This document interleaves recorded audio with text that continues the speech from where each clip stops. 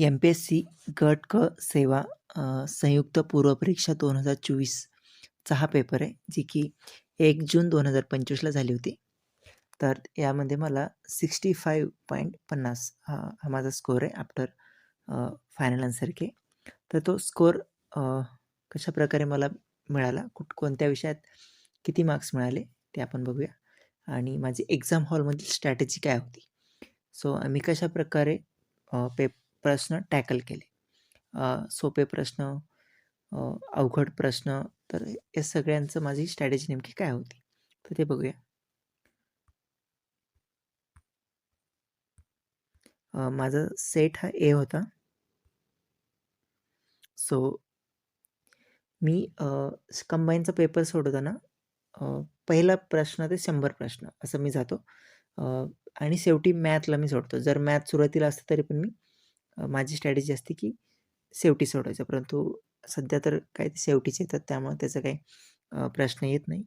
So पहिला प्रश्न ते 100 प्रश्न आणि सगळेच्या सगळे प्रश्न सोडवणं, ही माझी स्ट्रॅटेजी असते की सगळे प्रश्न सोडवायचे आणि जरी येत नसले तरी पण रिस्क घ्यायची, काही ना काही लॉजिक लावून सोडवायचे, असं माझं प्लॅन असतो. सो पहिला आलता इतिहासचा. सो पहिला हा प्रश्न होता की प्रार्थना समाजाच्या माध्यमातून खालीलपैकी कोणकोणत्या सामाजिक कार्य करणाऱ्या संस्था स्थापन झाल्या. सो हा तर PYQ होता. सो हा प्रश्न तर येणं अपेक्षित होतं. हा 2023लाच प्रश्न विचारला होता आणि तो माझा चुकला होता तिथे. सो त्यामुळे हा प्रश्न चुकणं तर शक्य नव्हतं. सो हे सगळेच बरोबर आहे. फक्त यातलं प्रार्थना समाजाच्या माध्यमातून कोणत्या आहेत एवढं फक्त माहीत पाहिजे होतं. सो सोशल सर्व्हिस लीग हे पण आहे. भारत सेवक समाज म्हणजे सर्वंट्स ऑफ इंडिया सोसायटी, हे पण करेक्ट आहे आणि डिप्रेस क्लास मिशन हे तर करेक्ट आहे. So all of the above नाही इथे. सो त्यामुळं अ, ब, ड हा त्याचा करेक्ट ऑप्शन आहे. आणि हा 11वीच्या इतिहासाच्या पुस्तकात पण आहे आणि इतर कुठल्या पण पुस्तकात भेटेल समाजसुधारकांच्या. त्यामुळं हा प्रश्न यायला पाहिजे होता. सोपा प्रश्न होता. हा चुकण्यासारखा नव्हता. हा जर चुकला तर तुम्ही तुमचा स्कोअर ऑलरेडी कमी येणार आणि तुम्ही रेसचं थोडंसं खाली राहणार. ते रेसमध्ये राहणार नाही, असं माझं म्हणणं आहे. हा प्रश्न तर यायलाच पाहिजे होता. हा प्रश्न नवीन प्रश्न आला होता. पण तरी पण हा प्रश्न मी सोडवला, करेक्ट आला. तर ते कशाप्रकारे सोडवला ते बघूया. प्रश्न काय आहे, की पंडित जवाहरलाल नेहरूंनी कोणत्या कायद्याचे वर्णन गुलामगिरीची एक नवी सनदच असे केले आहे. दुसराच प्रश्न होता. सो एकतर पंडित नेहरू यांचा जन्म माहिती होता 1891 आहे. त्यामुळं 18व्या वर्षी तर काय ते असं म्हणणार नाहीत. त्यामुळे हे तर मी कट केलं. रौलट कायदा हा वेगळ्या संबंधीचा कायदा आहे तो. तो काही गुलामगिरीची एक नवी सनदच वगैरे असं त्याच्याविषयी बोलणार नाहीत असं आहे, त्यामुळे हे कट केलं. राहिले हे 2. आता लॉजिक ज्याला काहीच माहीत नाही ते बरेच लॉजिक वगैरे असतात YouTubeला वगैरे शिकवतात, तर त्यानुसार हा प्रश्न चुकेल. कारण की हे 19 पुन्हा हे सुधारणा कायदा असं करून जाल तुम्ही. तुम्ही हा निवडाल, परंतु तो पण चुकीचा आहे. तर करेक्ट उत्तर आहे याचं ऑप्शन नंबर 3. भारत सरकार कायदा 1935. एकतर 19ला नेहरू काय एवढे ॲक्टिव्ह नव्हते. दुसरी गोष्ट त्यातून एवढ्या काही अपेक्षा पण नव्हत्या. जास्त अपेक्षा होत्या की 1935 मधून काही ना काही भेटेल जास्तच.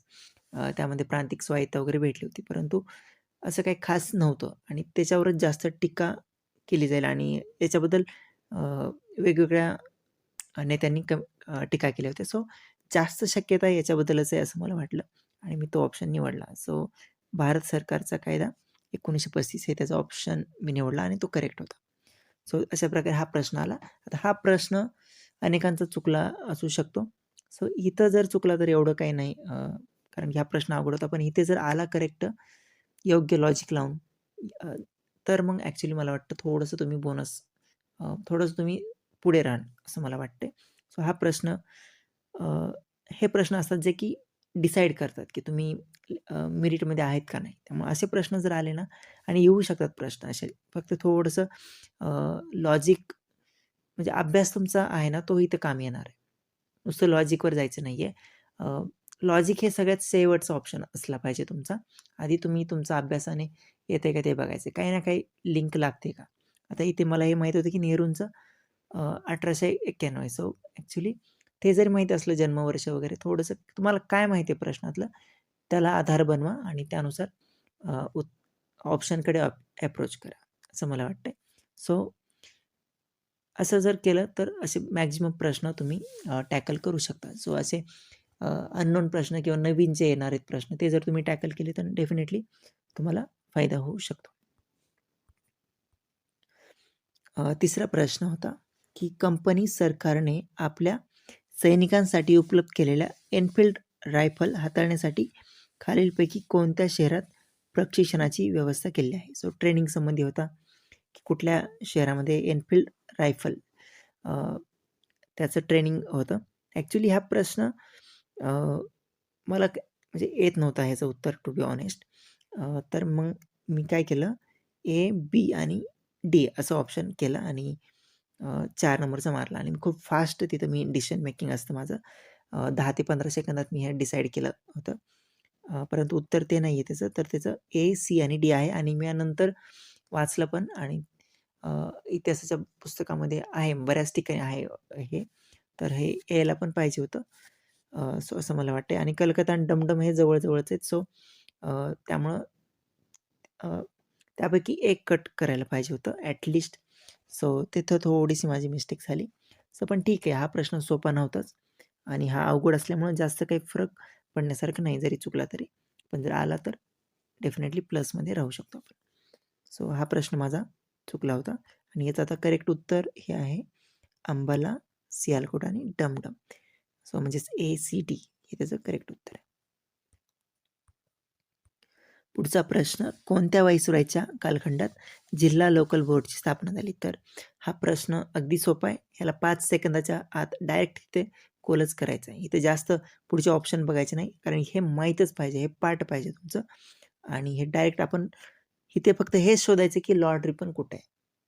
ॲक्च्युली हा प्रश्न जर आपण ऑप्शन वगैरे वाचायचा होता, थोडंसं पेपर्स कव्हर नाही होणार आहे.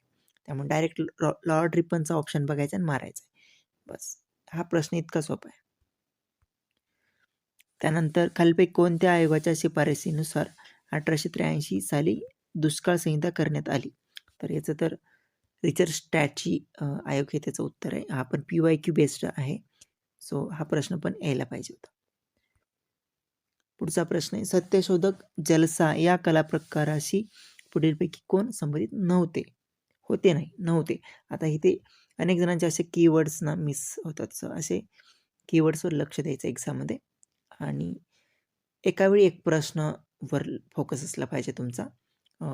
खूप जास्त मागचा विचार नाही करायचा. जरी चुकलं किंवा काय झालं सोडून द्यायचा तिथे विषय. कारण ते बदलू नाही शकत आहे. तुमच्याकडे अजून बरेच प्रश्न आहेत. तिकडे तुम्ही ते कव्हर करू शकता. आणि एक्झाम हॉलमध्ये तर एकदा निर्णय घेतला ना, पुन्हा विचार नाही करायचा की तो चुकला किंवा बरोबर. एक्झाम झाली आणि त्यानंतर भरपूर वेळ आहे. सो त्यामुळं कीवर्ड्सवर लक्ष द्या आणि एका वेळी एक प्रश्नावर फोकस असला पाहिजे. सो इथे सत्यशोधक जलसा संबंधी आता याच्यावर आता ह्या राज्यसेवा मेन्सला रिलेटेड टॉपिक आहे हा. सांस्कृतिक वारसा वगैरे. सो राज्यसेवाचा मी अभ्यास केला होता मुख्यचा आणि त्यामुळे याचा मला मला थोडासा फायदा झाला. त्यामुळं हा प्रश्न मला आला. याचं उत्तर 1 आहे. 1 निवडलं कारण की घाटगे हे जलसा प्रकरणी होते आणि राज्यसेवा 2000 मला वाटतं 20ला याच्यावर प्रश्न आला होता. सो राज्यसेवेचे पण प्रश्न सोडवणं हे किती महत्त्वाचं आहे किंवा राज्यसेवा पेपर पण देणं जरी तुम्ही कंबाईन करत असला तर किती महत्त्वाचं यातून दिसतंय. सो डेफिनेटली काही ना काही तिथे फायदा होतोच. हे माहीत नव्हते मला, परंतु हे मला माहीत होतं. सो हे उत्तर तर नव्हतं. सो उत्तर होनाजी वाळा हे तर ते भोपाळी वगैरे त्यांच्या संबंधी आहेत. सो त्यामुळे हे मी 1 नंबरचा ऑप्शन निवडला आणि खूप क्विकली मी हा डिसाईड केला होता आणि तो करेक्ट आला. आता खालील विधाने वाचून व्यक्ती ओळखायचं आहे. खाली ऑप्शनमध्ये व्यक्ती दिलेत. सरोजिनी नायडू यांनी हिंदू मुस्लिम ऐक्याचे राजदूत म्हणून त्यांचा गौरव केला. हे विधान वाचलं कीच मी मोहम्मद अली जिन्ना शोधला आणि ऑप्शन तिथे गोल करून टाकला होता. मी खालचं विधान घरी आल्यानंतर पाहिलं की नेमकं काय आहे. मी प्रथम राष्ट्रवादी आहे, नंतर हे राष्ट्रवादी आहे आणि शेवटी राष्ट्रवादी आहे, असं त्यांनी म्हटलं होतं जिन्नांनी. कारण हे सरोजिनी नायडूंनी जे म्हटलं होतं हेच माहीत होतं ना. हे PYQमध्ये अनेक वेळा विचारले. हिंदू मुस्लिम ऐक्याचे राजदूत मोहम्मद अली जिना. सो एक्झाममध्ये आपला टाईम वाचवण्यासाठी आपल्याला कळलं ना हे की 100% हे जिनाबद्दलच आहे. सो बाकीचं ऑप्शनसुद्धा वाचायचे नाही आणि बाकीचं विधान पण वाचण्याची गरज नव्हती. सो ते फक्त टाईम आपला घेण्यासाठी तिथे असते. आपल्याला टेस्ट करता येते तिथे. सो तो आपण थोडंसं मग तिथे थोडंसं आपण पण हुशारी दाखवायची एक्झाममध्ये आणि व्यवस्थित टाईमचं मॅनेजमेंट करायचं. सो काही ना काही सेकंद जरी वाचले इथे तरी आपल्या गणिताला तिकडे कामी येणार आहेत. सो हे लक्षात घ्यायचं. आता हा जोड्या लावा. जोड्या लावायचा पण अगदी तसंच सोडवायचं की तुम्हाला काय माहिती आहे तिथून सुरुवात करायची. आता मला हे देशसेवक माहिती होतं, अच्युत कोलटकर. सो डीचं 1 2मध्ये. सो पुन्हा त्याला सीचं 4 का 2 हे बघायचं आहे. सीचं 4 की 2. सो आता हे भाला भोपटकर हे माहिती त्यामुळं हे 4 नाही ना, त्यामुळे हे 2 आलं की ऑप्शन 3 नंबरचा मारून टाकायचा आहे. जास्त विचार नाही करायचा. आणि नंतर आता आपण बघूया गुराखी एलेन जोशी. हा पण PYQ आहे. सो भाला आहे ते भोपटकर, हरिकिशोर गीर आणि देशसेवक हे कोल्हटकर. सो हे आता लक्षात ठेवायचं आहे पुढे जर विचारलं तर. आता बघा दुष्काळासंबंधीचं एक विचारलं होतं मागे स्ट्रॅची आयोगाचं. आता लगेच तिथं पण म्हणजे दुष्काळाच्या आयोगाच्या संबंधी 2 प्रश्न आले. सो अनेक वेळा असं होतं प्रश्न काढताना एकाच टॉपिकवर 1-2 प्रश्न येतात. सो स्ट्रॅची आयोग हे तर फास्ट मारून म्हणजे टाकायचं आहे ॲक्च्युली दुष्काळ उपाययोजना. 5 सेकंदात हे प्रश्न असे गोल झाले पाहिजेत. त्यानंतर हा तर प्रश्न आयोगाचा परमनंट प्रश्न आहे. 10 वेळा तर विचारला असेल की 1920 मध्ये स्थापन झालेल्या ऑल इंडिया ट्रेड युनियन काँग्रेसचे पहिले अध्यक्ष तर लाला लजपत राय. सो बघा 10 पैकी ॲक्च्युली मला एक चुकला तो वरचा तो रॉयल एनफिल्डवाला. नाहीतर 9 प्रश्न मला इथे करेक्ट आले आणि काही यात अवघड नव्हतंच 9 प्रश्न येण्यासारखं. म्हणजे येणं साहजिकच होतं. सो हा प्रश्न तर सोपाच आहे PYQ. हा पण PYQ आहे. हा पण PYQ आहे. हा पण PYQ आहे. हा प्रश्न पण PYQ रिलेटेडच आहे हा पण. त्यामुळं PYQ एक्झॅक्ट नाही आहे पण PYQ रिलेटेड आहे. सो 5 हा पण PYQ आहे. 6 हा तर अनेक वेळा विचारला आहे. 7 हा प्रश्न पण आहे पण सोर्समध्ये आहे. ठीक आहे पण आपण धरूया अवघड धरूया तिला. हा पण अवघड धरूया. पण हा PYQ आहे ना. सो 8 प्रश्न तर जवळपास PYQ आहेत किंवा आपल्या सोर्समध्ये आहे. सो 10 पैकी 8 प्रश्न यायला काहीच हरकत नव्हती इतिहासाच्या ह्याच्यामध्ये. 8 जर नाही आले ना तर डेफिनेटली स्कोर कसा येणार ना मग? स्कोर नाही येणार आहे. ॲक्च्युली हे प्रश्न जर आले तरच स्कोर वाढणार आहे. सो PYQचे जर 80% इतिहासाचे प्रश्न येत असतील तर PYQ किती महत्त्वाचं आहे यातून दिसतंय. सो इतिहासाचे प्रश्न जर चुकत असतील तर तुम्ही बघणं गरजेचं आहे की तुमचं की PYQ वगैरे तुमचे झालेत का करून. तुमचे 11वीचं इतिहासाचं पुस्तक वाचलंय का व्यवस्थित. सो ते तिकडे थोडंसं लक्ष दिलं पाहिजे. सो ॲटलीस्ट 8 प्रश्न याला येण्यासारखे होते. आता भूगोलचा प्रश्न.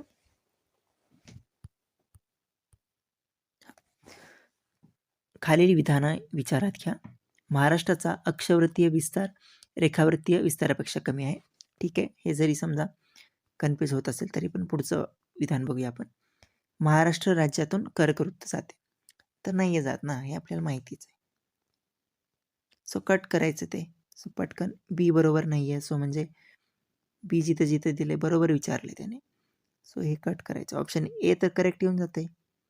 बघण्याची पण गरज नाही आहे. सो अक्षवृत्तीय विस्तार रेखावृत्तीय विस्तारापेक्षा कमी आहे तर करेक्ट आहे. महाराष्ट्राचं विचारलं त्यांनी.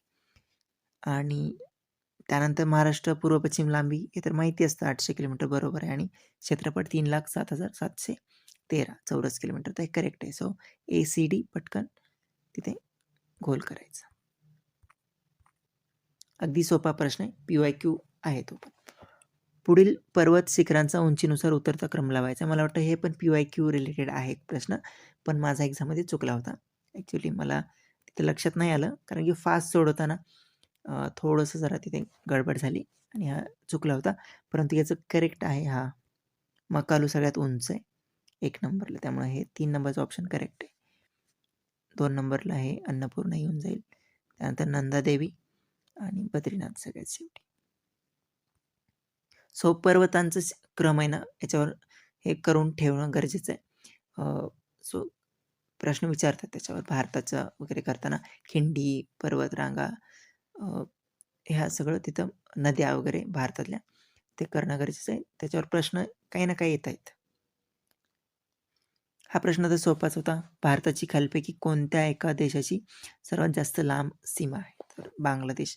ह्या PYQ आहे. पटकन बांगलादेश कुठे आहे ते बघून गोल करायचा आहे. हा प्रश्न 2011च्या जनगणनेनुसार महाराष्ट्रातील खालील जिल्हे आणि तेथील शेकडा शहरी लोकसंख्या. हा प्रश्न मात्र अवघड होता आणि अवघड प्रश्न असतात असे. हे प्रश्न आता हा प्रश्न आलाय म्हणजे आता अशाच प्रकारचे प्रश्न किंवा सगळ्या जिल्ह्याचं नागरीकरण पाठ करणं हे राईट स्ट्रॅटेजी नाही आहे. हा स्कोअर वाढवण्याचा हा मार्ग नाही आहे, हे लक्षात घेणं गरजेचं आहे. असा स्कोअर वाढणार नाही कारण की हे 36 जिल्ह्याचं तुम्ही पाठ करू शकत नाही. तुम्हाला फक्त लक्षात घ्यायचं आहे तिथे की कोणत्या कोणत्या जिल्ह्यात असू शकतं, कुठं महानगरपालिका आहे, कुठे नाही. हे थोडंसं जर तुमची आयडिया आली, कुणाचं क्षेत्रफळ, त्यांचा आकार फक्त थोडंसं समजून घ्यायचं आहे आणि एक्झाममध्ये जर आला प्रश्न तो अवघड सगळ्यांनाच जाणार आहे. फक्त पाठ करायला नका जाऊ, थोडंसं ढोबळमानाने फक्त समजून घ्यायचं आहे की कसं असू शकतं. सो आणि जास्त काही विचार नाही करायचा अशा प्रश्नाचा. एक्झाममध्ये आला टॅकल करायचा प्रयत्न करायचा, नाही आला काही हरकत नाही. ह्या प्रश्न मेरिट तुमचं ठरवत नाही आहे, हे लक्षात घेणं गरजेचं आहे. सो आता इथे हा प्रश्न माझा चुकला आहे. सो तर याचं उत्तर काय आहे?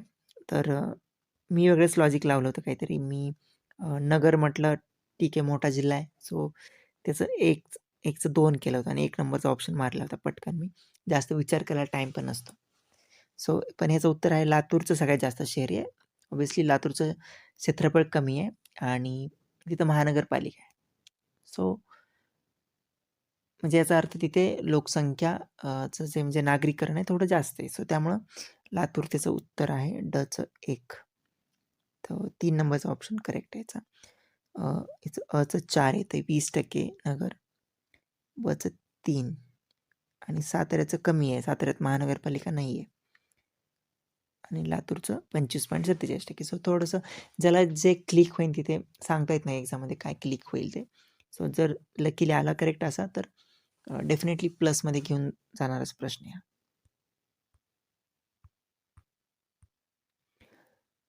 पुढचा प्रश्न. खालीलपैकी कोणती लिपी संथाली भाषेमध्ये वापरली जाते? हा प्रश्न काही जण म्हणतात ते चालू घडामोडीचं कुठलं मासिक वाचतात तिथं होता. मी काय वाचलं नव्हतं. पण हा प्रश्न मी कसा सोडवला की लिपी विचारले त्यांनी. आता ब्रेल लिपी, आता हे थोडंसं हा स्पीड ब्रेक आला होता कारण खूप फास्ट मी सोडत होतो. ब्रेल तर मी कट केला की ब्रेल नाही आहे ऑब्व्हियसली. ते ब्रेलचा तर विषयच नाही आहेत. सो मग पटकन विचार केला म्हणलं हे बाकी तर काही येत नाही. म्हटलं हे ओल चिकी मी ऑप्शन मारलं. का मारलं? कारण की हे 3 ऑप्शन तयार केलेले ऑप्शन आहेत आणि 100% त्याचं उत्तर असणार आहे ते ओल चिकी. त्यामुळेच तर तिथं ऑप्शनमध्ये आहे.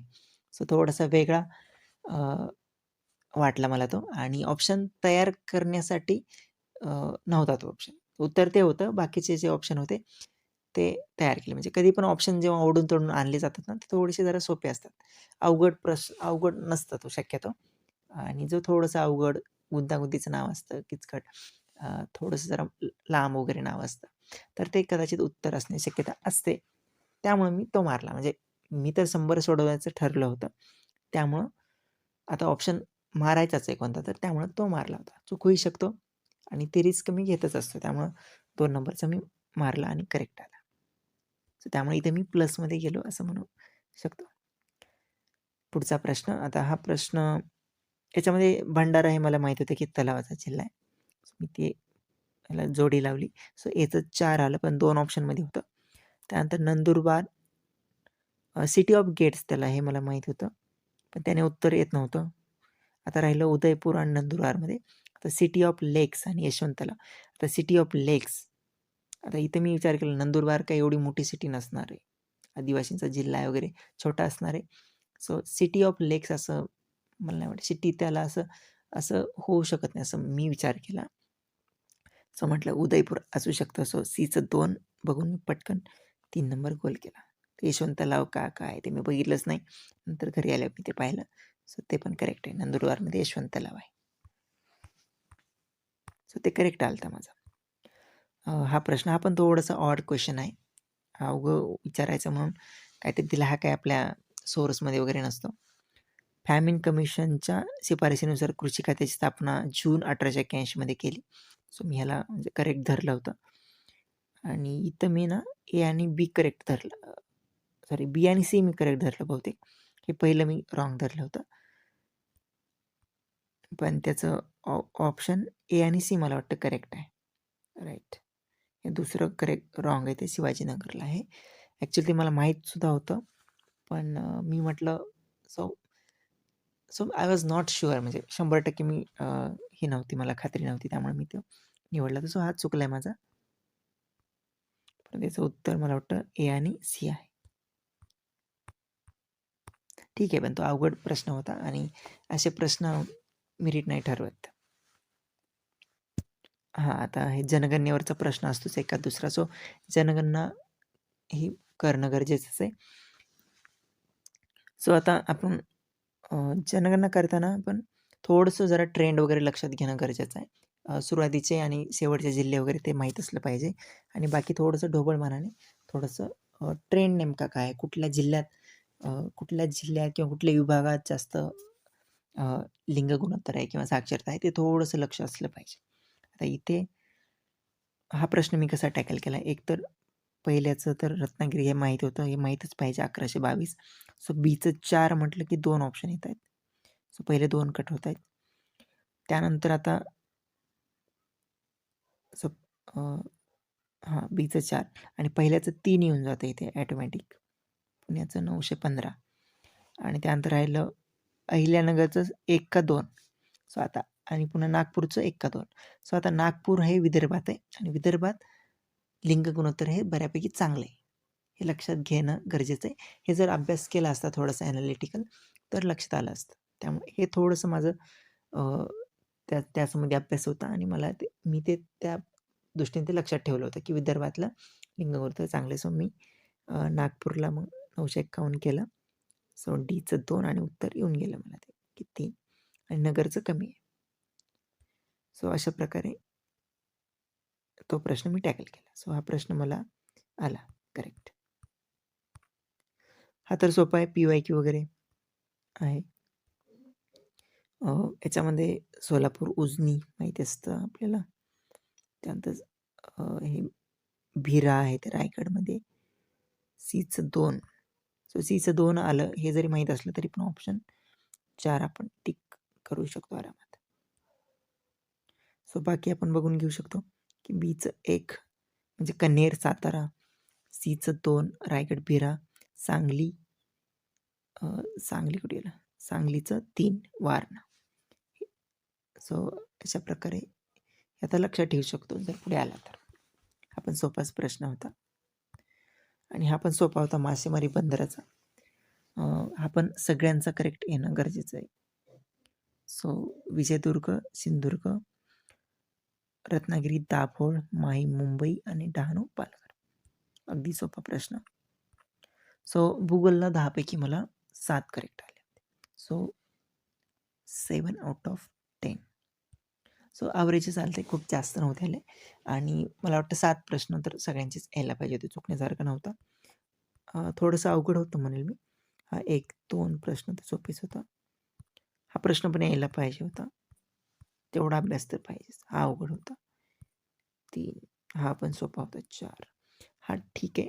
हा अप्रोच किंवा थोडंसं जरा लॉजिक वगैरे लावून पण ठीक आहे, अवघड होता तो. 4 हा पण अवघड होता. हा प्रश्न यायला पाहिजे होता. 50-50 म्हणेल मी. हा 5. सो 6 प्रश्न तर येणं अपेक्षित होतं. सो तिकडे 8 इकडे 6 असे 14 जरी आले असते तरी पण एक चांगला रिजनेबल स्कोअर येऊ शकला असता. सो मला दोन्हीत म्हणून 16 येत आहेत.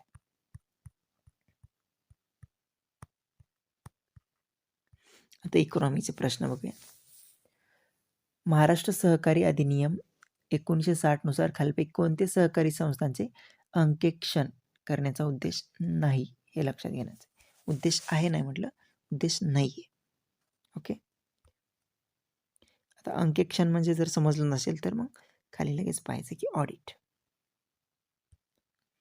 सहकारी कायद्यानुसार ऑडिटचा उद्देश काय असतो ना? सहकारी कायद्यानुसार नोंदणी झालेल्या सहकारी संस्थांनी हिशोबाची पुस्तके नियमानुसार ठेवली आहेत की नाही ते तपासणे, हे तर असते ना. सहकारी संस्थांचे व्यवस्थापन सहकार कायद्याप्रमाणे आणि सहकार्याच्या तत्वानुसार होते की नाही तपासणे, करेक्ट आहे. सहकारी संस्थेत गैरव्यवहार आढळल्यास संचालकांना जबाबदार धरून आर्थिक दंड करणे. सहकारी गैरव्यवहार संचालकांना जबाबदार धरून आर्थिक दंड करणे. सो आय थिंक हे नाही वाटतं. आणि सहकारी संस्था जमा करायची चुका आणि आपल्याची व्यवहार हे करेक्ट आहे. सो मला वाटतं याचं ऑप्शन नंबर सी आहे याचं. सो सी ऑप्शन याचा आपण निवडला पाहिजे.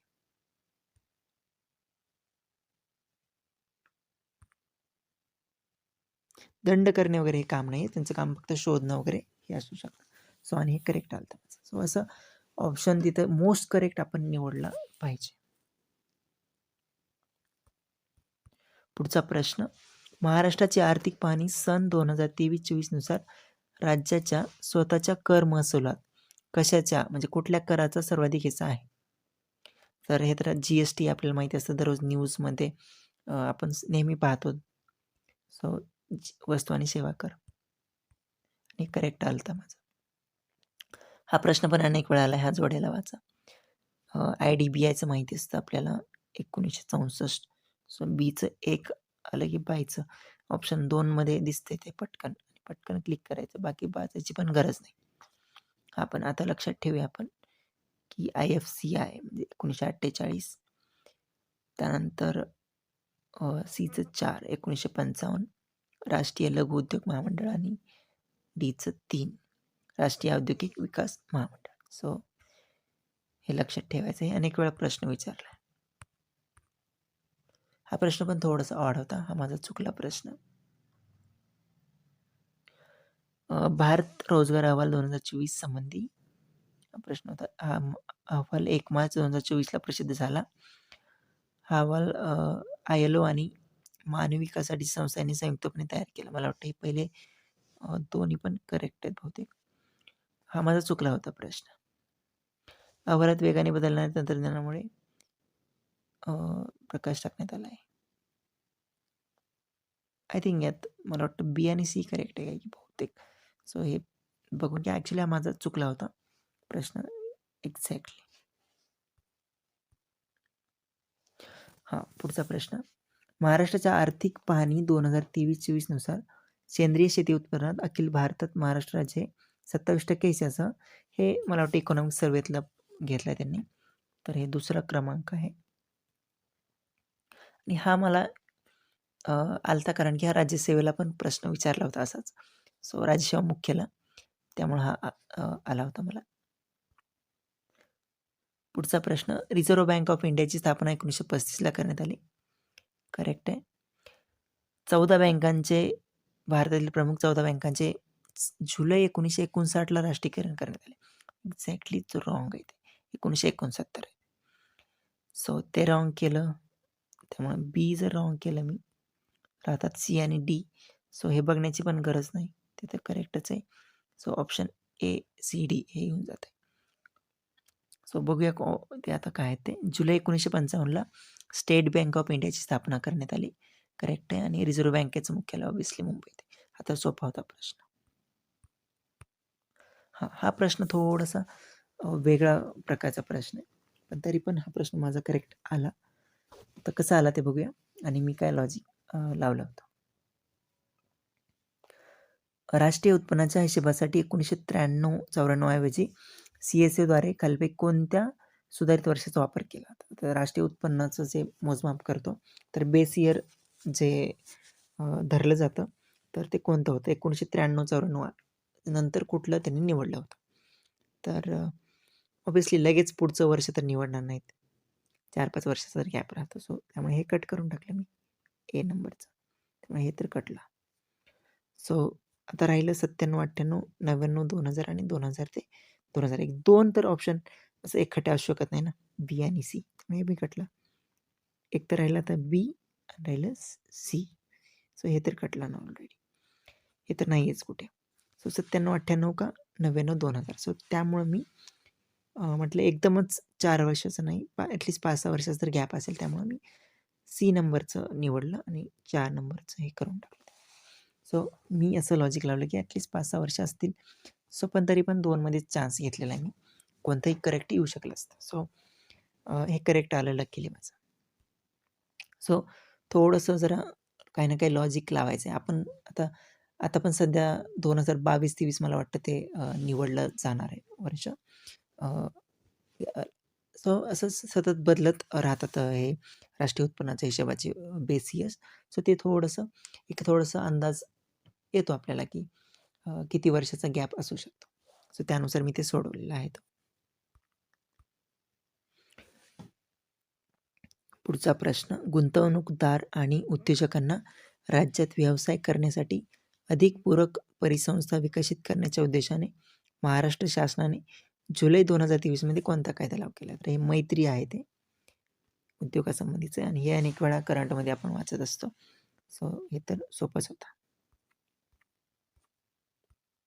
पंचवार्षिक योजना आणि त्यांचं निर्धारित लक्ष असं विचारलंय. सो 5वी, 6वी, 9वी आणि 12वी, तर ह्याचं मी थेट निर्धारित लक्ष जे ठेवले होते, तर मी 1, 2, 3, 4 असं ऑप्शन मारला आणि ते करेक्ट होतं.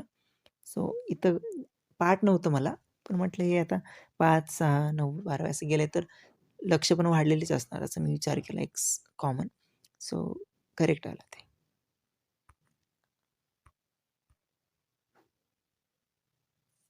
हा प्रश्न माझा सिली मिस्टेक झालेला आहे एक्झाममध्ये. हा प्रश्न यायला पाहिजे होता. फक्त घाईघाईमध्ये काही तोटे असतात घाईत प्रश्न सोडवायचे.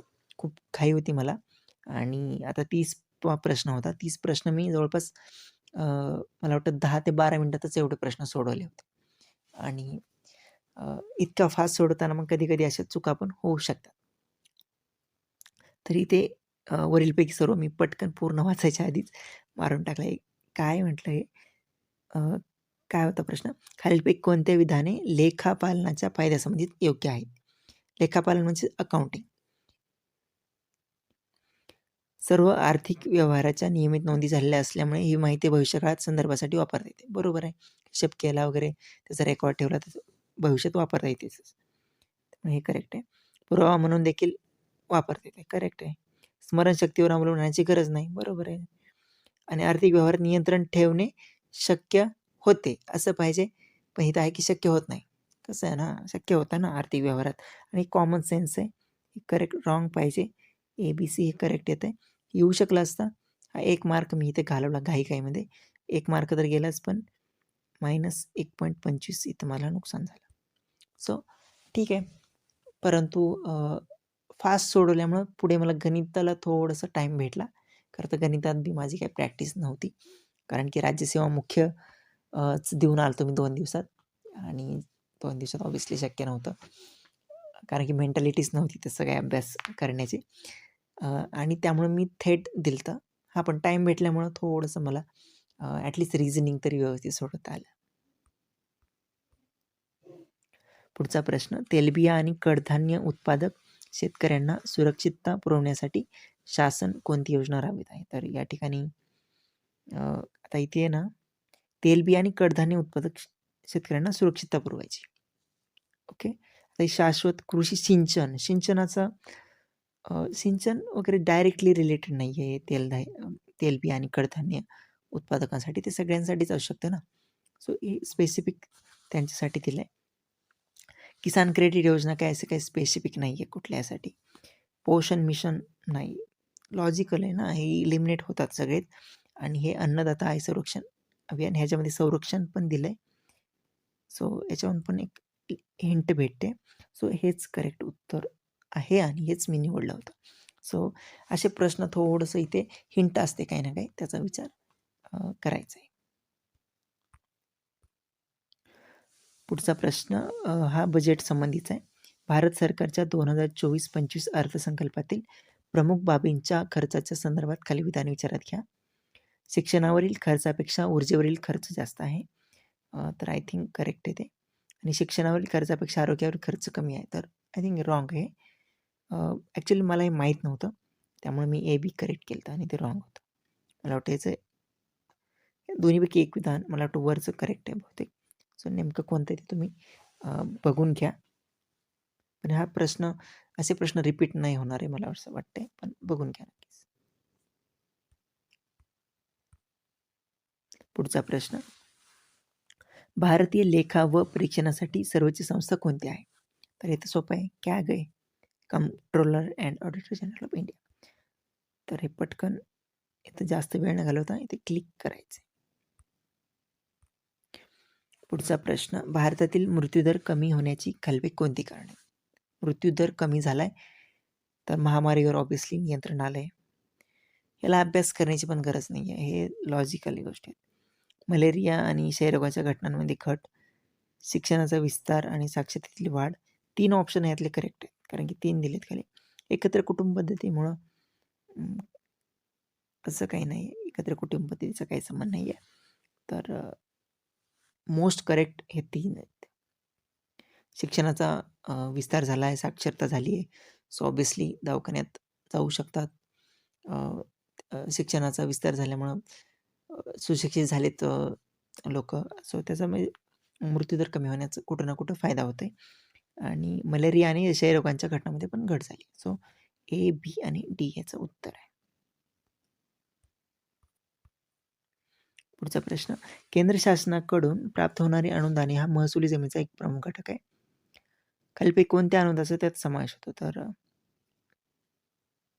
केंद्र पुरस्कृत योजना, केंद्र वित्त आयोगाच्या शिफारसीची अनुदानं, घटनात्मक तरतुदीनुसार अनुदाने आणि इतर अनुदाने. सर ऑब्व्हियसली इतर अशा ठिकाणी सर्वसमावेशक पद्धतीने जायचं आहे आणि ऑल ऑफ द अबव्ह मारायचं. सो हे पण माझं करेक्ट झालं.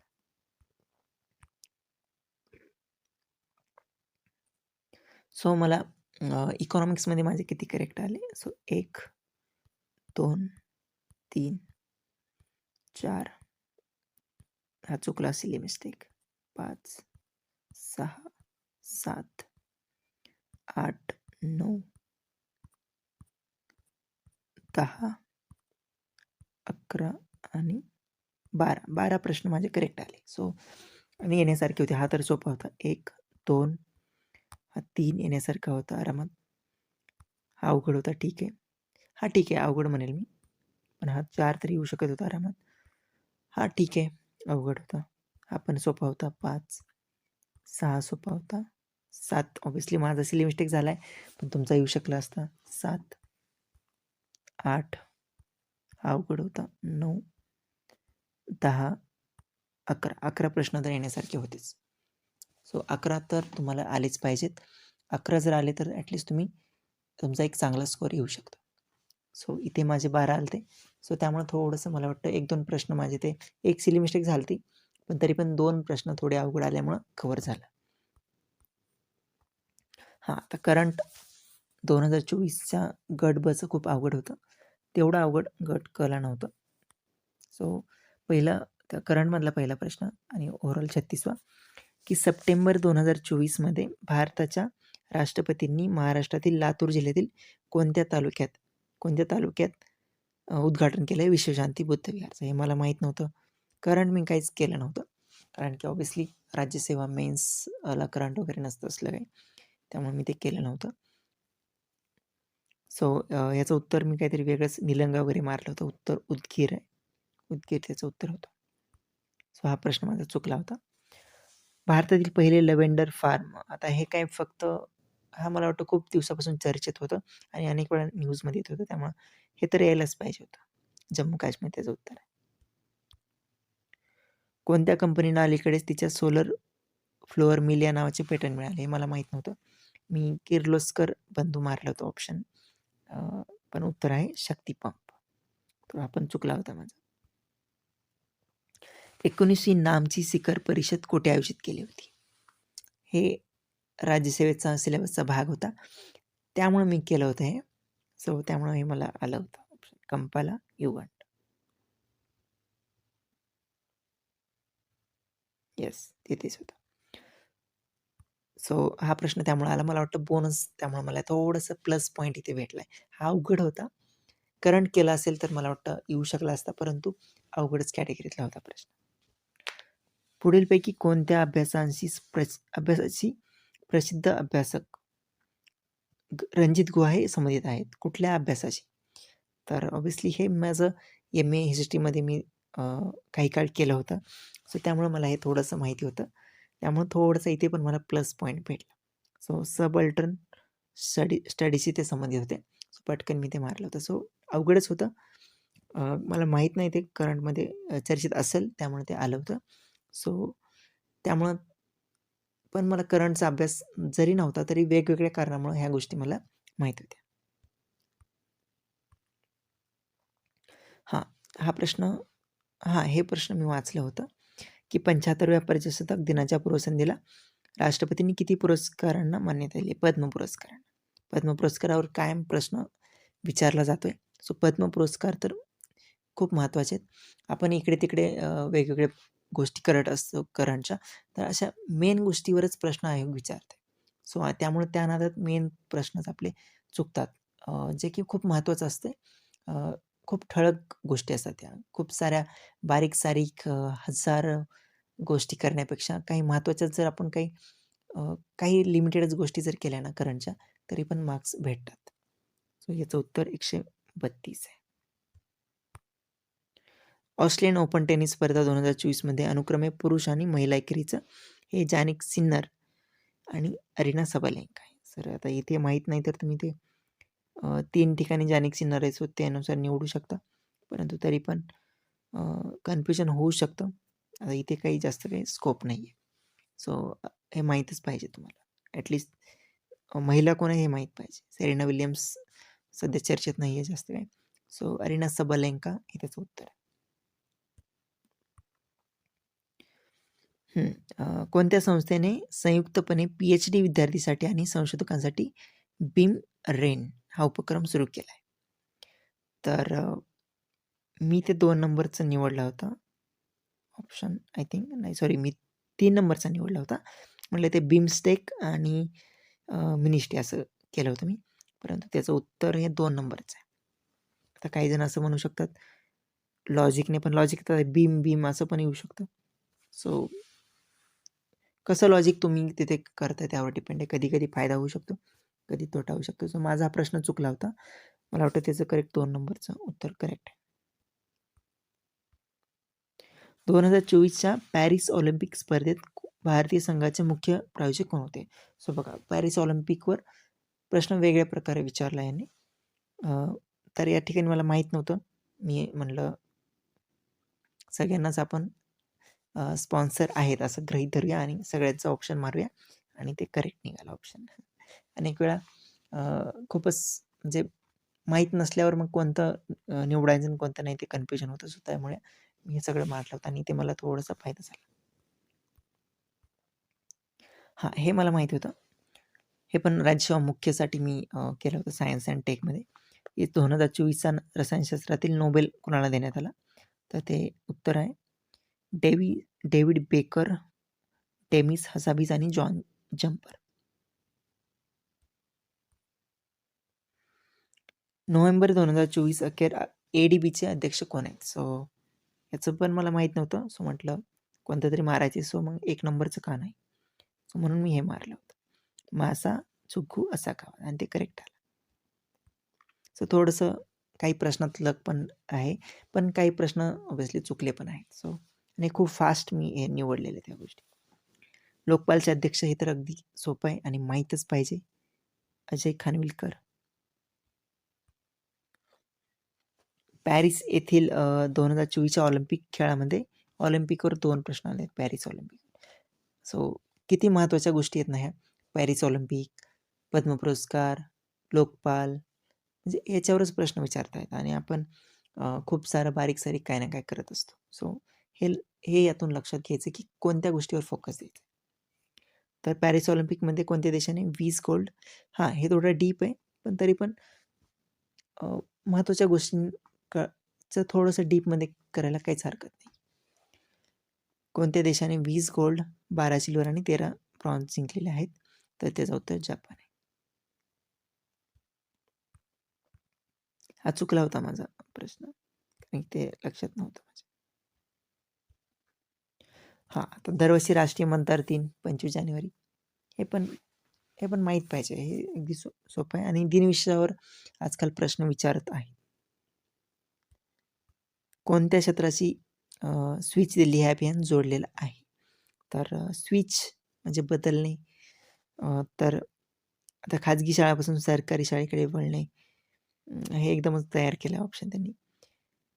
स्विच कशासंबंधी असू शकतं? दिल्लीमध्ये प्रदूषण असतं, प्रदूषणाची समस्या असते. सो शक्यता आहे की मोस्ट करेक्ट की पारंपरिक वाहनापासून इलेक्ट्रिककडे वळणं आणि ऑब्व्हियसली त्यामुळं तो ऑप्शन मी निवडला आणि तोच करेक्ट आहे. सो थोडंसं इथेच हिंट दिली आहे. सो ती हिंट आपण ओळखायची असते. आता करंटला किती आले मला? हा तर हिंट भेटते यातून आणि दिसतंय. एक्झॅक्ट तुम्ही वाचलंच पाहिजे असं काही नाही. थोडंसं जरा अवेअरनेस तिथे तुम्ही दाखवायचं असतं. तर हा पण सोपा होता, हा पण सोपा आहे. हा अवघड होता, हा सोपा आहे. 3 हा अवघड होता पण आलाय तो माझा. 4 हा सोपाच होता. 5 6 7 8 9 10 आणि 11 सॉरी हा चुकलाय. 11 प्रश्न मला करंटला आलेले आहेत 15 पैकी. सो आणि साधारणतः किती येऊ शकले असते? मला वाटतं हा प्रश्न पण येऊ शकला असता हे उद्घाटन, पण ठीक आहे माझा नाही आला. सो मी त्याला अवघडच धरतो. सो हा तर येऊ शकत होता 1. हा पण ठीक आहे अवघड आहे. हा पण अवघड आहे. हा 2 सोपा आहे. हा 3 यायला पाहिजे होता. हा ठीक आहे अवघड धरूया. हा ठीक आहे अवघडच. 4 5 6 7 7 प्रश्न तर यायला पाहिजे होते असं मला वाटतं. 7 जरी आले असते आणि बाकी 8 मधून 2-3 तर येऊ शकतात ना, 2 तर येऊ शकतात. सो ओव्हरऑल 9 प्रश्न तर यायलाच पाहिजेत असं मला वाटतंय त्याच्यामध्ये. करंटला एवढं तर काही अवघड नव्हतं. गट ब सारखा तर अवघड नव्हतं. हां, पॉलिटी. कोणती अनुसूची केंद्र आणि राज्यातील अधिकारांच्या विभाजनाशी संबंधित आहे? तर 7वी अनुसूची. हे तर अनेक वेळा विचारून झालंय. सो अगदी सोपं आहे.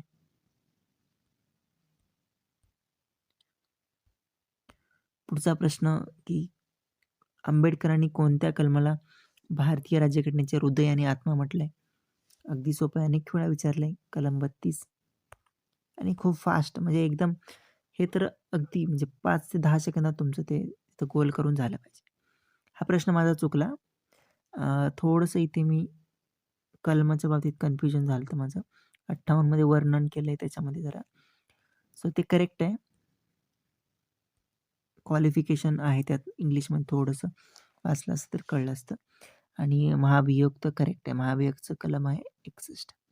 सो दोन्ही करेक्ट इथे करायचं होतं. ज्यांनी केलं त्याचं करेक्ट आलं ते. सो सोपा होता. आता हा प्रश्न माझा इथे चुकल्यामुळं मला इथे -1.25 झालं. सो आता असे प्रश्न सारखं चुकणार नाही आहेत माझे. सो हे जे चुकले प्रश्न इथे मला स्कोप आहे की वाढवण्यासाठी. सो असे ज्यांचे प्रश्न चुकले ते डेफिनेटली त्यांनी लक्षात घ्यायचं की कुठे मार्क्स वाढवू शकतात. सो जरी माझा स्कोर चांगला आला असला तरी पण अजून कुठे वाढता येऊ शकतं ते नक्कीच अ, अ, मी पण पाहतोय आणि ऑब्व्हियसली ज्यांचा पण स्कोर चांगला आलाय त्यांनी पण पाहिलं पाहिजे. पुढचा प्रश्न कोणत्या घटना दुरुस्ती कायद्याने एकाच व्यक्तीची 2 किंवा अधिक राज्यांसाठी राज्यपाल म्हणून नियुक्ती करण्याची तरतूद आहे? सो 7वी घटना दुरुस्ती आहे. सो घटना दुरुस्तीवर पण ह्या टॉपिकवर पण प्रश्न असतात. सो काही राज्यघटना जरी खूप अ, मोठं पुस्तक असलं, लक्ष्मीकांत आपण वाचतो, तरी पण कंबाईनसाठी जर पाहिलं ना, आजकाल तर पी-वाय-क्यू इतके विचारलेत, की ते पी-वाय-क्यू जरी केले, तरी पण 90% काम होऊन जाते आणि एका दुसऱ्या प्रश्नात फक्त नवीन येतोय आणि तो तर एकतर लक्ष्मीकांतच्या बाहेर येतोय किंवा मग आला तरी पण तो अवघड जातोय सगळ्यांना आणि दुसरं तर काही लिमिटेड टॉपिकच आहेत. ते जरी केले ना, तरी पण चांगला स्कोर पॉलिटीमध्ये येऊ शकतो. सो त्यामुळे पॉलिटी तर चुकलाच नाही पाहिजे प्रश्न. पुढचा प्रश्न सर्वोच्च न्यायालयाच्या मुख्यतर न्यायाधीशांच्या संख्येत वाढ करायची असेल तर संसदेला ठराव कसा मंजूर करायचा आहे? साधा बहुमत हेच करेक्ट आहे आणि तेच करायचं आहे. हा अनेकांचा चुकला होता. सो असे प्रश्न असतात ना, तुम्हाला प्लसमध्ये घेऊन जातात. सो हा करेक्ट होता माझा. पुढचा प्रश्न परमानंद कटारा विरुद्ध युनियन ऑफ इंडिया हे प्रकरण खालीलपैकी कोणत्या बाबीशी संबंधित आहे? तर इथं अगेन मी तेच लॉजिक वापरलं. हे अवघड होता प्रश्न. हे असं आपलं वाचनात वगैरे नाही आहेत. सो 1 नंबरचा निवडला मी वैद्यकीय निगा. अ, मला असं वाटलं की बाकीच्यांपेक्षा थोडंसं उत्तर आहे म्हणून इथे ऑप्शनमध्ये आहे असं मला वाटलं ते आणि त्यामुळेच मी ते निवडलं. नाहीतर बाकीचे ओढून ताणून आणलेत असं मला तिथे वाटलं आणि मी ते पटकन निवडलं आणि थोडंसं अ, बाकी सगळे एक शब्दात आहेत, हे 2 शब्दात आहे असं पण म्हणू शकतो. सो थोडंसं वेगळा ऑप्शन वाटला त्यामुळे तो मी निवडला आणि 1 नंबरला पण होता. हा तर सोपा आहे. हा तर यायला पाहिजे. इथं काही लॉजिक-बिजिकची गरज नाही. 73वी घटना दुरुस्ती 9 भाग समाविष्ट केला. 74व्या घटना दुरुस्ती 9 जोडला. तो करेक्टच आहे. सो आणि प करेक्ट. पुढचा प्रश्न आहे घटना दुरुस्ती अगेन धर्मनिरपेक्षता समाजवादी कुठल्या ह्याने जोडलाय? 42व्या. अगदी सोपं आहे. त्यानंतर 14, 15, 16, 17 कितीतरी वेळा प्रश्न विचारला याच्यावर. सो 14 कायद्यासमोर समानता.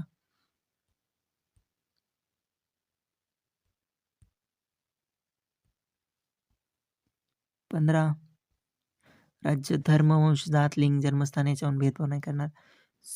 17 आहे ते अस्पृश्यता आणि 16 आहे ते नोकरी किंवा नियुक्ती राज्यातील कोणत्याही पदावर समान संधी. ओके. पुढचा प्रश्न विधानसभेची तरतूद. सो हे कलम असे महत्वाची कलम पाठच पाहिजे, तोंडपाठ. सो याचं उत्तर आहे 170.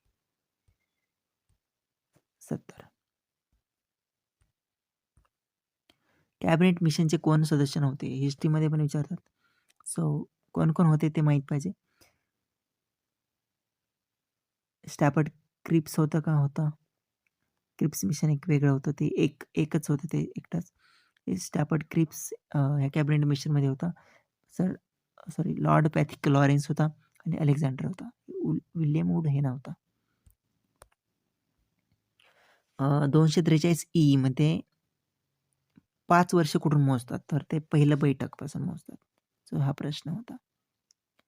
सो 3 नंबरचा ऑप्शन. पी-वाय-क्यू आहे हा पण. कितीतरी पी-वाय-क्यू आतापर्यंत पॉलिटीचे तर जवळपास बऱ्यापैकी पी-वाय-क्यूच आहेत. 1-2 प्रश्न सोडलेत. खालीलपैकी भारतीय राज्यघटनेच्या संघराज्यीय वैशिष्ट्यांपैकी खालीलपैकी कशाचा समावेश होत नाहीये? संघराज्यीय वैशिष्ट्यामध्ये संघराज्य म्हणजे फेडरल फीचर्स. फेडरल फीचर्स म्हणजे कामाची विभागणी राज्य आणि केंद्रामध्ये. तर म्हणजे राज्यांना पण काही अधिकार दिलेले असतात संघराज्य वैशिष्ट्यामध्ये. तर खालीलपैकी कशाचा समावेश होत नाही म्हटलंय. सो आधी कशाचा होतोय हे बघायचंय. संघराज्य वैशिष्ट्यामध्ये अधिकारांची विभागणी असते संघराज्य वैशिष्ट्यामध्ये आणि स्वतंत्र न्यायव्यवस्था तर असतेच. हां, पण अखिल भारतीय सेवा केंद्राचं वर्चस्व असते. केंद्राचा जास्त त्याच्यामध्ये रोल असतो. त्यामुळं ते येत नाही आहे त्याच्यामध्ये. आणि दुसरं म्हणजे एकेरी न्यायव्यवस्था, सिंगल ज्युडिशरी राज्याचं वेगळे ज्युडिशरी नाही. सो ए आणि बी त्याचं उत्तर आहे. सो डी तर करेक्ट होतं आपलं आणि सी कट आहे. सो ऑप्शन येऊन जाते 2 नंबर. भारतीय संविधानाच्या खालीलपैकी कोणत्या कलमाद्वारे आरक्षणाचे? सो डी फॉर दारिद्र्य. दारिद्र्य म्हणजे आरक्षणाची गरज असं लक्षात ठेवायचं ट्रिक. So 243 D. सो 3 नंबरचा आणि हे सोपं आहे. पी-वाय-क्यू पण आहे. आणि हा 165 कलम जसं ते ऑल इंडिया ट्रेड युनियन काँग्रेसचा प्रश्न असतो तसा हा पण एक प्रश्न असतो सतत 165 कलमाचा. महाधिवक्ता राज्याचा जो कायदेशीर सल्लागार आहे ते. हे तर चुकलाच नाही पाहिजे अजिबात. पुढचं सायन्सचे प्रश्न. सो पॉलिटीचे माझे ना 14 प्रश्न करेक्ट आले. 14 आणि एक पण चुकलाय, तो राष्ट्रपतीवाला चुकलाय. सो 15 येऊ शकले असते. सो 14 प्रश्न तर यायलाच काही हरकतच नव्हती. माझा तो एक थोडासा अवघड तो वैद्यकीय निघावाला आलाय. तो थोडा लॉजिकनं आला.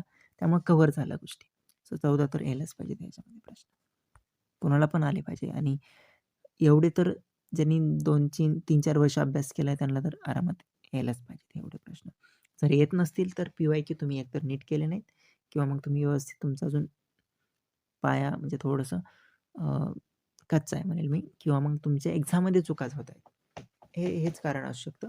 सो एक्झाममध्ये चुका होत आहेत तर ते तुम्ही दुरुस्त करू शकता. पण तुमचं जर अभ्यासच थोडंसं तिथे होत असेल, तर रिव्हिजन होत नसेल कदाचित किंवा अभ्यासात थोडासा कमी असेल. तेच कारण असू शकतं. सो जी पण गोष्ट असेल तर ते तुम्ही त्याच्यावर काम करणं गरजेचं आहे. पुढचा प्रश्न. खालीलपैकी कोणते इलेक्ट्रॉनिक उपकरण प्रकाश ऊर्जेचे रूपांतरण विद्युत ऊर्जेत करते? तर फोटोव्होल्टेइक डायोड आहे ते. तर सोपा प्रश्न हा. बॉल बेअरिंगचा वापर यंत्रामध्ये कोणते घर्षण कमी करण्यासाठी करतो? तर हा प्रश्न माझा चुकला होता. सुरुवातीला करेक्ट आला होता पहिल्या आन्सर केले. हे मला माहीत नव्हतं. सो याचं उत्तर आहे स्लायडिंग फ्रिक्शन. सेकंड आन्सर केनुसार. पुढचा प्रश्न. मानवाच्या आवाजाच्या 20 ते हा सोपा आहे ना, हा PYQ आहे. मानवाच्या आवाजाच्या 20 ते 20,000 हर्ट्झ इतक्याच वारंवारता ऐकू येतात. करेक्ट आहे. सो ए तर करेक्ट आहे. इन्फ्रासोनिक वेव्हची वारंवारता 2020 पेक्षा अधिक असते. अल्ट्रासोनिक वेव्हची वारंवारता 20 हर्ट्झपेक्षा कमी असते. ठीक आहे. ध्वनिलहरी घन पदार्थातून प्रवास करू शकत नाही. ऑब्व्हियसली असं काही नसतंय. निर्वात पोकळीतून प्रवास नाही करू शकत, पण घनमधून करू शकतात. त्यामुळे हे रॉंग आहे. सो डी त्याने जे बरोबर दिलं ते रॉंग आहे. हे रॉंग आहे. हे रॉंग आहे. आणि ए वाक्य बरोबर आहे. सो हे जरी तुम्हाला थोडं कन्फ्युजन झालं असलं तरी पण उत्तर येऊन जातं. असं माझं हा करेक्ट आलता आणि हे त्याने उलटं केलं आहे. खालीवरी केलं आहे. इन्फ्रासोनिक 20 हर्ट्झपेक्षा कमी असतील. अल्ट्रा 20,000 हर्ट्झपेक्षा जास्त असते. सो हे लक्षात ठेवा. कार्बन सल्फाईड डायसल्फाईडचा उपयोग हे चुकलाय माझा प्रश्न. तर याचं नाही, हा कॅन्सलच केला हा प्रश्न आहे. कॅन्सल. कास्य. आता हा तर गट बला विचारला ना लगेच गट कला आणि तरी पण माझा हा चुकला. म्हणजे PYQ किती महत्वाचे आणि सायन्सला माझं इतकं लक्ष नसतं. त्यामुळे हे प्रश्न माझा चुकला. हा तर म्हणजे किती मूर्खपणा आहे. गट बला पण माझा चुकला आणि गट कला पण चुकला. म्हणजे तरी पण I got a good score. म्हणजे काय म्हणावं. हा प्रश्न यायला पाहिजे होता. याचं कॉपर आणि टीन आहे आणि हे याच्यावर अलॉयवर प्रश्न असतो.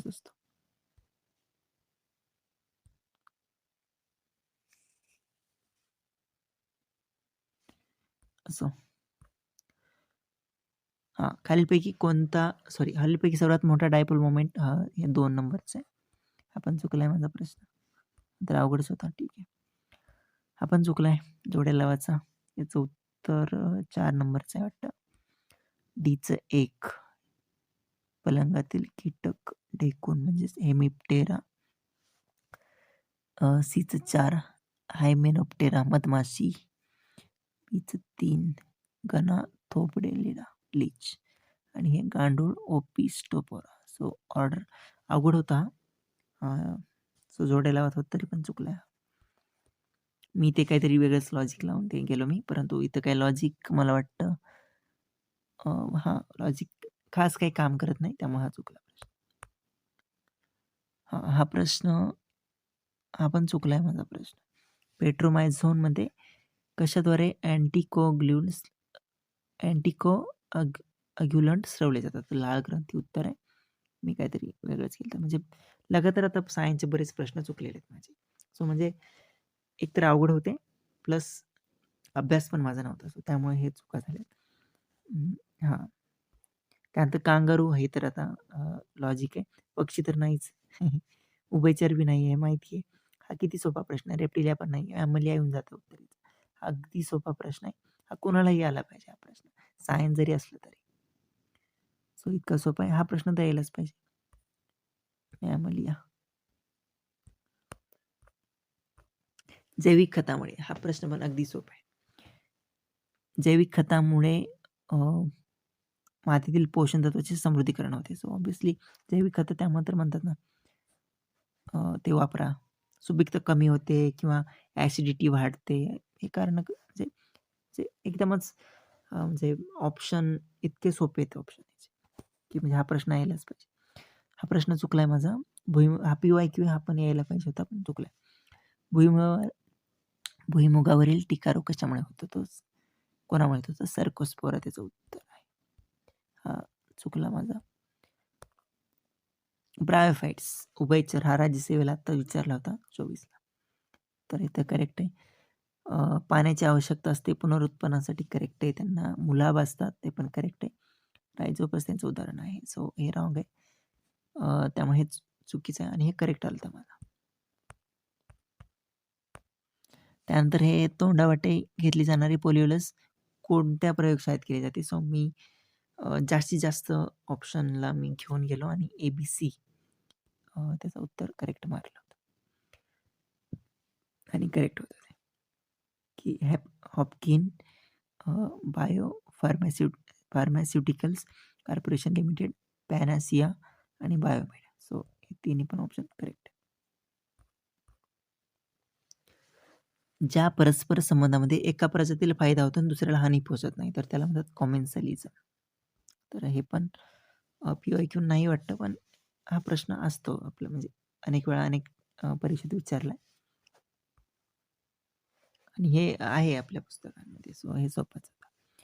आणि ग्वाइटर कशामुळे तर आयोडीनच्या कमतरते. तर हे येऊन गेलं मला. हे आलं करेक्ट. सो सायन्सला किती आले? 1, 2, 3, 4, 5, 6. हा चुकला होता. 7, 8. सो 8 प्रश्न मला सायन्सचे आले करेक्ट. मला वाटतं 8 येण्यासारखे होतेच. कोणालाही 8 तरी ॲटलीस्ट यायला पाहिजे होते. सो 8 प्रश्न आले सायन्सचे. ऑब्व्हियसली अवघड होतं एक तर सायन्स एवढं सोपं नव्हतं. जे सोपे होते ते आले आणि बाकीचं तर काय अभ्यास नव्हता माझा एवढा. त्यामुळं 8 मला वाटतं मला इथे चांगले आले. सो मी सगळेच सोडवले होते. सो ओव्हरऑल निम्मे पण नाही त्यात. पण तरी पण मला वाटतं मायनसमध्ये तर नाही आहे. सो ज्याचं सायन्स चांगलं आहे त्याला डेफिनेटली इथं येऊ शकतात आणि सायन्सला असा एक विषय आहे माझ्यासाठी की ते मी इम्प्रूव्ह करू शकतो. येस. आता गणित. आता गणितामध्ये पण माझं काही हालत चांगली नव्हती. एकतर अभ्यास नव्हता केला. कारण की कारण की कंबाईन माझ्या टार्गेटला नव्हतीच आणि गणित पहिल्यापासूनच थोडंसं माझं म्हणजे गणित वीक नाही आहे पण मी अभ्यास केला नव्हता. सो काही ना काही अभ्यास तर नक्कीच पाहिजे. थोडंसं कॉन्फिडन्स येण्यासाठी तरी. आणि ॲक्चुअली एवढे प्रश्न आहेत ना 80 प्रश्न मी आता 80 प्रश्न हे प्रश्न इतके फास्ट सोडवलेत मी का एकतर मी बिंदास होतो. राज्यसेवा मुख्य दिली ते चांगले गेले ते पेपर्स. कॉन्फिडन्स होता. म्हणजे तोपर्यंत आन्सर की नव्हते आले राज्यसेवेची. त्यामुळं मला असं वाटत होतं की मला चांगले गेलेत पेपर्स. तो कॉन्फिडन्स होता आणि मी बिंदास होतो. म्हटलं ठीक आहे काय गटकं देऊया. चांगलं बिंदास देऊया आणि त्यामुळं मी 25 मिनिटातच मी हे 80 प्रश्न सोडवले होते. म्हणजे 25 मिनिटात माझ्याकडे जवळपास 35 मिनिटं होते शिल्लक आणि त्यानंतर मग मी गणित घेतलं सुरवायला आणि गणित पहिला प्रश्न झाला हा की सो मग इथे टाईम चालला. सो म्हटलं 1-2 मिनिटं गेले याच्यामध्ये म्हटलं जाऊ द्या. हे काही आठवत नव्हतं. सो यातला मी 1 नंबरचा ऑप्शन मारला. सो आणि ते चुकीचा निघाला. त्याचं उत्तर काहीतरी 90 काहीतरी आहे आणि अजूनही येत नाही मला ते. सो अवघड होतं ते त्याचं करावं लागेल मला इथे. हे भूमितीचे 1-2 प्रश्न येतातच. सो थोडंसं ते मला करावं लागेल. कारण की मार्क्स वाढवायचे म्हटल्यावर अशा गोष्टी आता करणं गरजेचंच आहे. पुढचा प्रश्न होता की हे रेल्वे गाडीचा होता पण प्रॅक्टिस नव्हती त्यामुळे हा प्रश्न एवढा अवघड नव्हता. ऑप्शननी वगैरे जाऊ शकलं असतं, एवढा टाईम पण होता माझ्याकडे. जवळपास अर्धे तास टाईम होता इथपर्यंत आलो तर. परंतु इथे पॅनिक झालो मी, कारण की समजेना मला काय. सो मी काहीतरी वेगळाच ऑप्शन मारला 3 नंबरचा वगैरे. ते चुकला. याचं मला वाटतं करेक्ट उत्तर हे 1 नंबरचं आहे. नंतर मी ते प्रॅक्टिस केली आहे. हां, हे प्रश्न पण आयताकृती परिमिती हे पण मला काही समजलं नाही एक्झाममध्ये. इथं पण मी काहीतरी वेगळंच ऑप्शन मारून टाकला आणि ते रॉंग झालं. त्याचं उत्तर हे 42 आहे.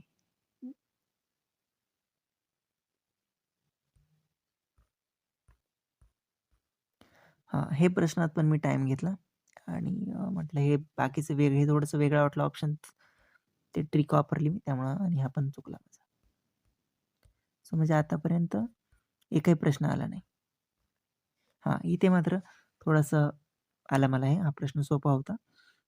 शिक्षकाचे उत्पन्न आणि खर्च यांचं गुणोत्तर आणि त्याची बचत केली वगैरे याचं मला येऊन गेला हा प्रश्न.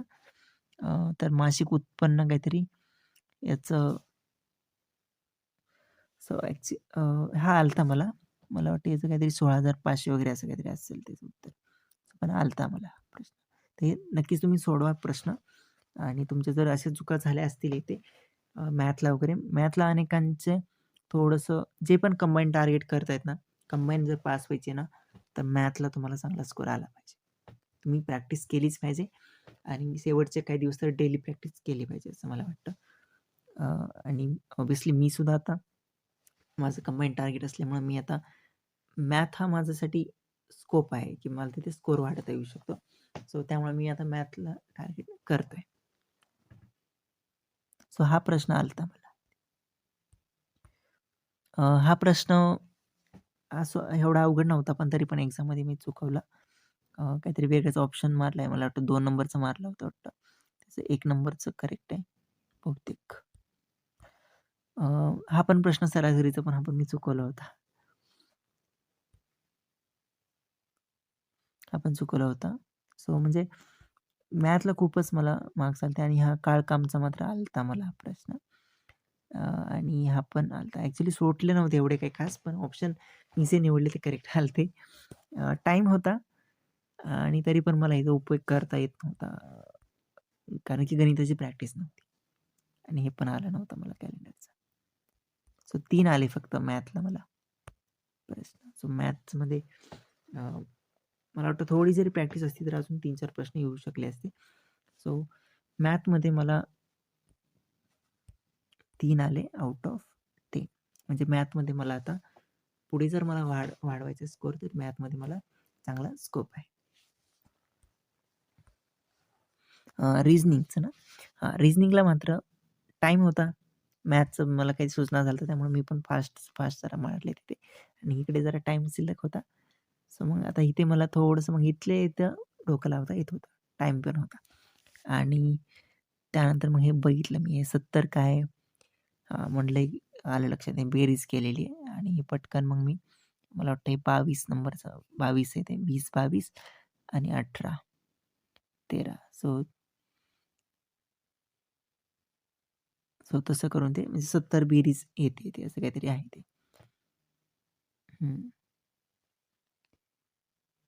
18 आणि 13 सो 22-20 16 आणि 17 आणि 16 15 आणि 15 30 33 आणि 15 33 आणि 15 48 आणि 19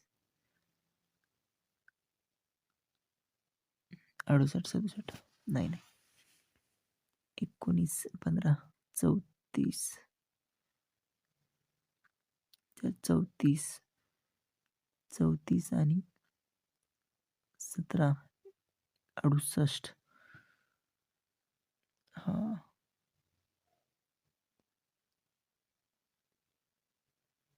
हां. राईट. 15 आणि 20 35 आणि हां, मधल्या संख्यांची बेरीज पण 70 आहे आणि शेवटच्या संख्यांची पण इकडच्या बाहेरच्या सर्कलच्या संख्येची बेरीज पण मला वाटतं 70 आहे असं आहे ते काहीतरी. सो तसं करून ते ऑप्शन 4 आहे. राईट. रिंकूच्या घड्याळात हे सोपंच होतं. हे उत्तर येते उत्तर. जर काटा पश्चिमेकडे, तास काटा पश्चिमेकडे असेल, तर मिनिट काटा ऑब्व्हियसली उत्तरेकडे. हा पण प्रश्न सोपा होता. हा प्रश्न येऊन गेला मला तिथे. हे पण रिझनिंगचा उन्नती 79 ते ए-बी-सी-डी आणि ते आपण आकडे टाकतो. हा प्रश्न मात्र मला अवघड गेला. चुकला माझा हा प्रश्न रिझनिंगचा. हा प्रश्न आला मला इथे. उत्तर 3 आहे. सो हा पण प्रश्न y² बरोबर 4. सो हे पण y शेवटचा 2 नंबरचा आहे. सो v 5 नंबरचा आहे. सो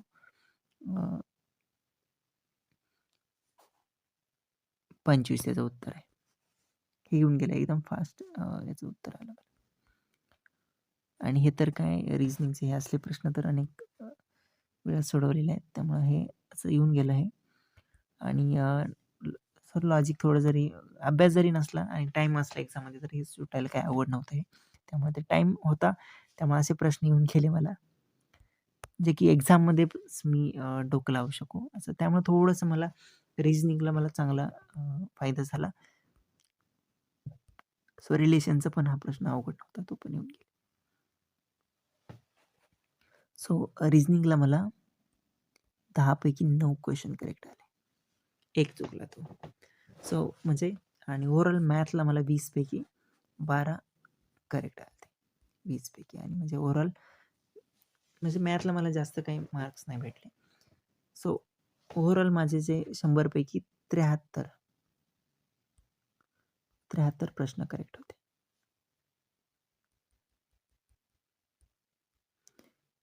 मॅथला मला 73 प्रश्न करेक्ट होते. आणि शेवटी एक कॅन्सल झाला होता ऑब्व्हियसली. त्यामुळे 99 पैकी 73 होते सेकंड आन्सरनुसार. आणि माझा स्कोर होता 65.50. हां राईट.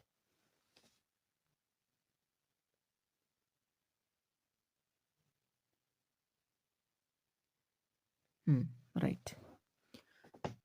73. हां राईट बरोबर आहे. तर एवढा माझा स्कोर आला होता. सो आता सध्या जर मला याच्यातून वाढवायचे स्कोर तर एकतर पहिलं तर मला तेवढं ठेवायला लागेल. आणि इकडे सायन्स आणि मॅथ हे 2 असे विषय तिथे मात्र मी इम्प्रूव्ह करू शकतो. सो असंच तुम्ही पण तुमचे एरियाज कोणते आहेत जिथं तुम्ही इम्प्रूव्ह करू शकता तर ते तुम्ही तिथे इम्प्रूव्ह केलं पाहिजे आणि जेणेकरून तुमचा स्कोर पण वाढेल.